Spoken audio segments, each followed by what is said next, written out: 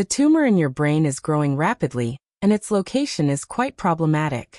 The chances of a successful surgery are very low. If you don't undergo surgery, you may have less than a year left. The doctor's words echoed endlessly in her ears. Layla Xander stumbled out of the hospital in a daze. By the time she got into a cab, the medical report in her hand was already crumpled from her grip. Finally, it dawned on her. She needed to tell her fiancé, Sean Perry, about this. Her hands trembled uncontrollably as she pulled out her phone and typed a message with great difficulty. Sean, come home early. I have something to tell you. Suddenly, a loud crash jolted the car, sending it shaking violently. The impact threw her forward, her head hitting the seat in front of her. Pain shot through her skull, and her vision went black for a moment. Chaotic noises erupted all around her. Before she could process what was happening, the car door was yanked open, and a young man leaned in. Miss, are you all right? I'm fine. Layla instinctively waved him off. Her mind focused solely on getting home as quickly as possible. She didn't notice the sudden shift in the young man's expression. The next moment, the young man, Carter Lucas, grabbed her wrist firmly. I'm taking you to the hospital right now. There's no need. Ignoring her refusal entirely, he scooped her up into his arms without hesitation and strode quickly toward the back door of a Rolls-Royce Cullinan. Uncle William, I'm taking her to the hospital, he called out. The car window lowered halfway, revealing a man's cold, refined profile. Gold-rimmed glasses rested on his high-nose bridge, and his sharp, almond-shaped eyes remained fixed on the tablet in his hands, engrossed in his work. Even amidst the chaos, he exuded an air of calm control. Go ahead, William Lucas said without looking up. Only after receiving permission did Carter move forward, carrying Layla quickly. She felt her head growing heavier, and couldn't stop herself from leaning into Carter's chest. When Layla opened her eyes again, she found herself lying on a hospital bed, her head throbbing dully. There was no one else in the room. Forcing herself to sit up, she took a moment to steady her breathing.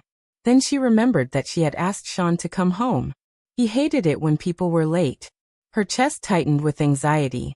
Ignoring the dizziness that threatened to overwhelm her, she got out of bed and hurriedly left the hospital room. The emergency room lobby was bustling with people. Supporting herself against the wall, Layla slowly made her way forward. Out of the corner of her eye, she suddenly caught sight of a familiar figure in the crowd. It was Sean. He was holding Xena Xander in his arms. His steps hurried. Before Layla could react, they disappeared into the crowd. She froze in place, unsure how much time had passed before her phone buzzed in her pocket. She pulled out her phone and saw Sean's reply. I won't be coming home today. We'll talk about your matter tomorrow. How painfully familiar this scene was. It wasn't the first time Sean had put someone else ahead of her. In Sean's world, everyone and everything was more important than her, his fiancé. She just never imagined that one day, her younger sister, Xena, would take priority over her too. Why? Layla's heart ached as if it were being torn apart. Why did it have to be Xena? As if driven by some unseen force, she dialed Sean's number. It rang for a long time before he finally picked up. His tone was impatient. Didn't I already tell you I'm not coming home? Where are you right now? Layla asked, her voice hoarse, trying to suppress the urge to cry. Where else would I be? Sean responded defensively, then added, I'm at the office, really busy. Clutching her phone tightly, Layla's bitter smile deepened. Great, he was still lying to her. Perhaps sensing that something was off, Sean's tone softened. Layla, just stay home and wait for me. I'll come back to you as soon as I finish work. Ouch. A delicate, flirtatious voice interrupted in the background. Layla heard it loud and clear, but she pretended not to notice. She lowered her voice and replied, Okay, I'll wait for you. The call ended abruptly. Sean didn't even have time to say goodbye. He was too busy worrying about Xena. Lowering her phone, Layla felt her heart, which had been aching moments ago, go completely numb. It was as if it had stopped beating, leaving an emptiness that swallowed her whole. Sean had forgotten. This afternoon, they were supposed to pick up their engagement outfits together. Back at the villa, Layla locked herself in the bridal bedroom and fell asleep as soon as her head hit the pillow. In her dreams, Her 26 years of life flashed by like scenes from a film. She was switched at birth.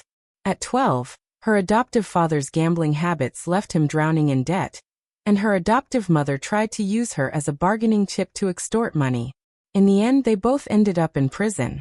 She returned to the Xander family, but the fake daughter, Xena, who had been raised in the Xander family, could no longer return to her original family. At first, the Xander family tried everything to make it up to Layla. Those were the happiest days of her life. But over time, things began to change. The unfamiliarity of blood ties couldn't compete with the deep bond the Xanders had formed with Xena after living together for so many years. She became the outsider in the Xander family, always out of place. The familial love she longed for was something Xena flaunted in front of her like a trophy. Then Sean appeared. He was a ray of sunlight piercing through the darkness of her life. People mocked her, calling her desperate and pathetic, but they didn't know she saw Sean as her lifeline. She had always believed Sean cared about her. Why else would he have stayed with her all the way to their engagement? Their engagement banquet was just a week away.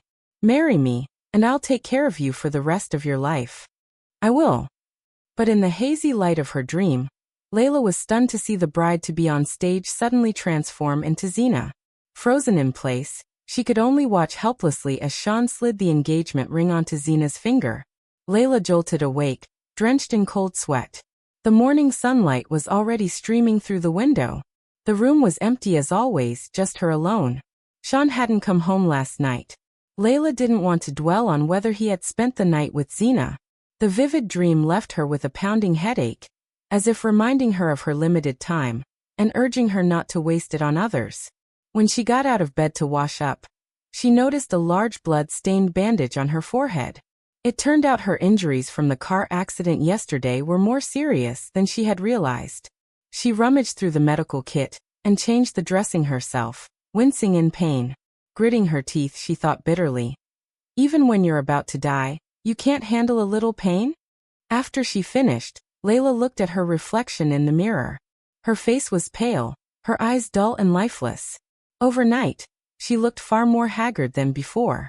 "I've lived all these years and still haven't figured out how to truly live," she muttered.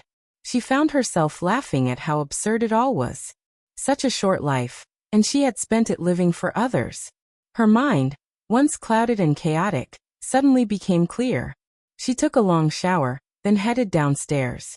Mrs. Lincoln, the housekeeper, was already busy in the kitchen. "Miss Xander, once I'm done tidying up, let me know if there's anything else we need from the supermarket," Mrs. Lincoln said, her voice warm. "That won't be necessary," Layla replied. "Just make me some soup." Mrs. Lincoln paused, peeking her head out of the kitchen to look at Layla. "Is Mr. Perry not coming back for a meal?" "I don't know." Layla sat at the dining table, phone in hand, typing out a message. Her fingers hesitated briefly. "He probably will. Not that it matters. He likely won't be able to stomach a bite anyway," she thought to herself. With that thought, she sent the message she had been drafting in the group chat. "I'm breaking off my engagement with Sean Perry." Mrs. Lincoln didn't know what she was doing, but she couldn't help finding Layla's behavior odd.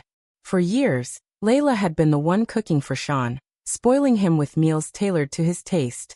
He had grown so picky that only her cooking satisfied him. Even when she was sick, she would drag herself into the kitchen, terrified he might go hungry.